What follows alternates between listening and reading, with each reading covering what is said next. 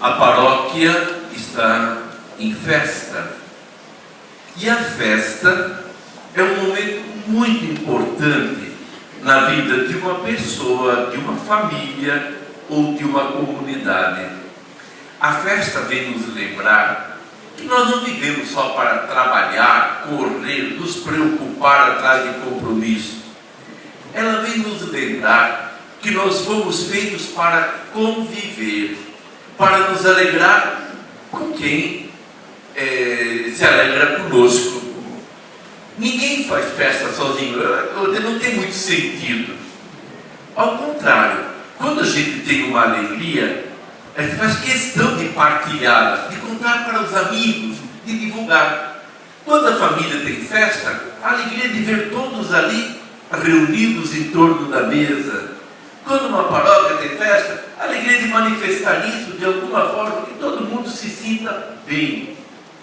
Onde o mais importante é estar ali, conviver. Não é fazendo alguma coisa em vista de outra, não. É viver intensamente aquele momento. E esta festa é uma festa religiosa. Quer dizer, há uma intervenção, há uma ação de Deus, há uma presença de Deus no meio. No caso aqui, uma intervenção de Deus através daquela que Ele escolheu como mãe de seu filho. Isso é importante ficar muito claro. Maria não teve e não tem merecimento nenhum por ela mesma. Nela tudo é graça, é dom de Deus. O que ela fez, e é isso importante, é o que devemos fazer, ela acolheu a graça de Deus, ela deixou-se conduzir por esta graça de Deus, mas ela não fez nada que merecesse ter tais e tais títulos, ter esta ou aquela missão. Deus é que tem um plano de amor. Neste plano, cada um de nós tem um lugar, tem uma missão, e Ele espera que cada um responda bem a sua missão. E a igreja exalta Maria para dizer: olha, temos aqui alguém que cumpriu bem a sua missão, e veja o resultado por causa que ela foi fiel. Vamos nós também ser fiéis como ela. A solenidade da Assunção de Maria completa o quadro dos dogmas marianos. O dogma é uma expressão de nossa fé, é uma síntese de nossa fé. A igreja, iluminada pelo Espírito Santo, debruçada sobre a tradição e a palavra de Deus, a um dado momento percebe: aqui há uma verdade que precisa ser proclamada. E aí há uma definição. E com uma definição, aquilo fica um ponto, ao mesmo tempo de chegada e de partida. E quando a igreja define uma verdade, vai dizer: olha, agora nós temos que começar a viver e acreditar a partir daqui, porque isso está claro. Há 4 dogmas. O primeiro, da Imaculada Conceição, que Maria foi escolhida para mãe do Filho de Deus, preservada desde o primeiro momento do pecado. Preservada. Deus não queria que o seu filho nascesse de alguém em quem o pecado tivesse tido alguma força, e poderia preservá-la, e a preservou. Depois temos o dogma da sempre Virgem Maria, que foi virgem antes, durante e depois do parto, por obra de Deus, porque o que nela se realizou foi obra do Espírito Santo. Temos depois o dogma da maternidade divina, que é sem dúvida o mais importante, que destaca que ela é mãe do Filho de Deus, que é Deus, mãe, por isso o título de mãe de Deus, embora Jesus já existisse como Deus antes mesmo de Maria, mas quando nasceu dela, era Deus, então é mãe de Deus. Não deu origem à divindade, deu origem ao corpo que está profundamente unido em Jesus. A humanidade com a divindade. E dentro da caminhada histórica, a Assunção vem coroar, vem lembrar-nos que aquele corpo que deu origem a Jesus não sofreu corrupção.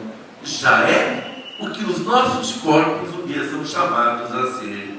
Já participa, glorificado, de uma forma que nem temos ideia como será da eternidade. Então, o primeiro ensinamento, que essa solenidade da Assunção de Maria está ligada à festa da padroeira e a Nossa Senhora da Esperança. O primeiro ensinamento é que a morte não tem a última palavra em nossa vida. Foi isso que Paulo procurou dizer aos Coríntios. Jesus é o vencedor e Ele quer que nós participemos de sua vitória. Mas alguém podia dizer, mas a morte continua, cada dia morre gente, eu sei que um dia eu vou morrer, e há outras formas de morte em nossa vida. Há o sofrimento, a dor de uma mãe que vê o seu filho se desviar do bom caminho, há alguém que perde uma criança. Quantas formas de morte, de sofrimento há em nossa vida? E Jesus não veio eliminar isso, veio nos demonstrar que tudo isso, dentro de uma perspectiva de fé, tem sentido.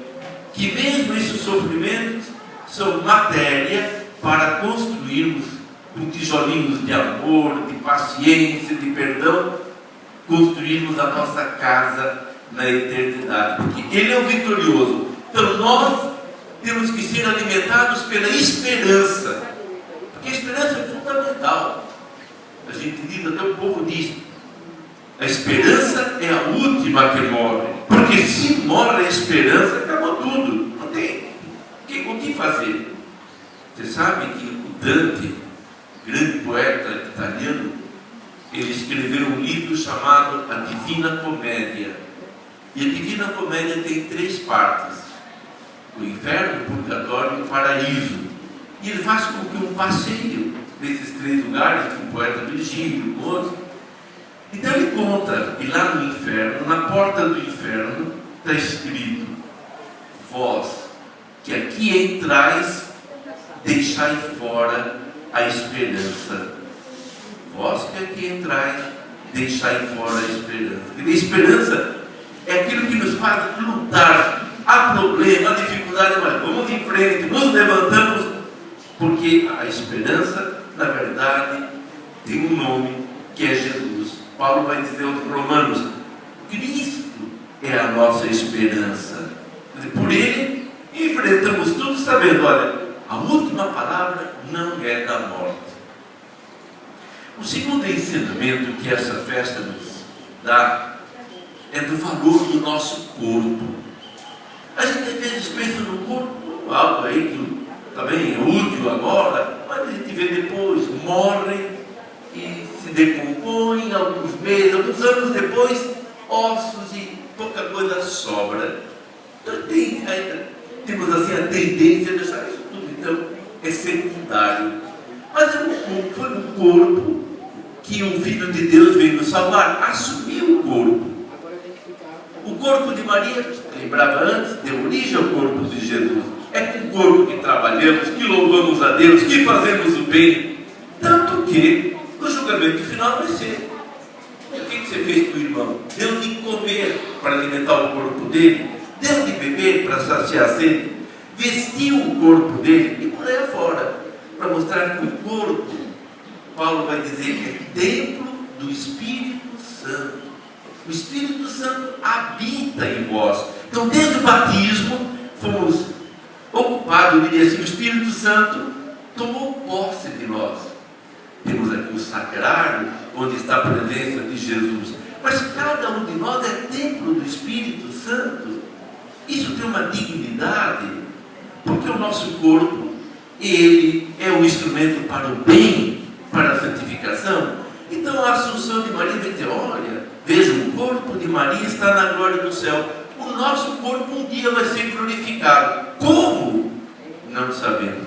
Quando a gente entra nesse nível sobrenatural, nós não temos nem capacidade de entender, nem linguagem para expressar.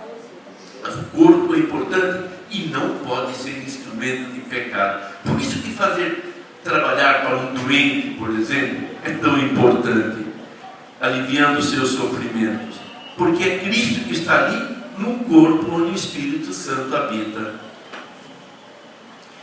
E o terceiro ensinamento que nós podemos ter dessa festa é que nós temos no céu alguém que é muito próxima de nós, Maria.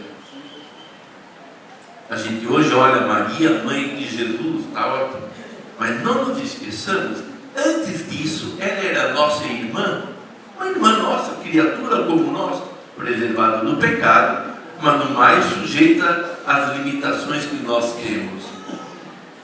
Hoje, esse corpo de Maria está no céu dizendo: olha, Deus espera você aqui. Quer dizer, a nossa vida não termina aqui. Não temos aqui morada permanente, dirá Paulo. Então, bom, de vez em quando a gente lembra, espera, eu não nasci, Deus não me criou para viver aqui eternamente.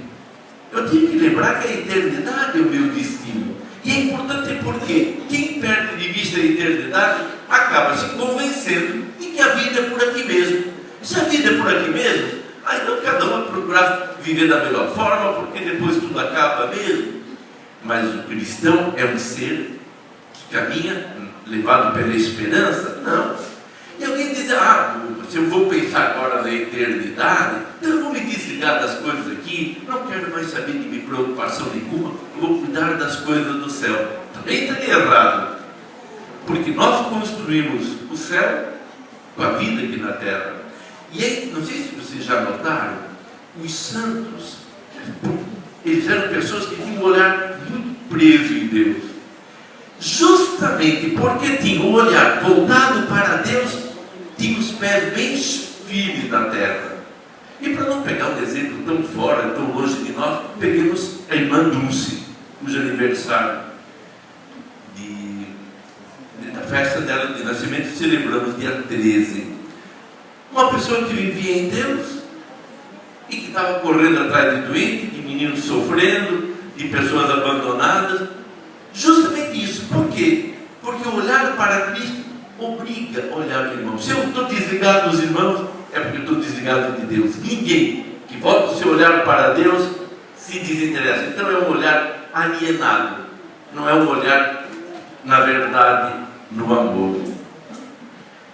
No final, Maria, quando visitou Isabel, foi exaltada: bendita és tu, mãe do meu Senhor. A primeira pessoa a reconhecer a presença de Jesus aqui na terra foi Isabel, depois de Maria.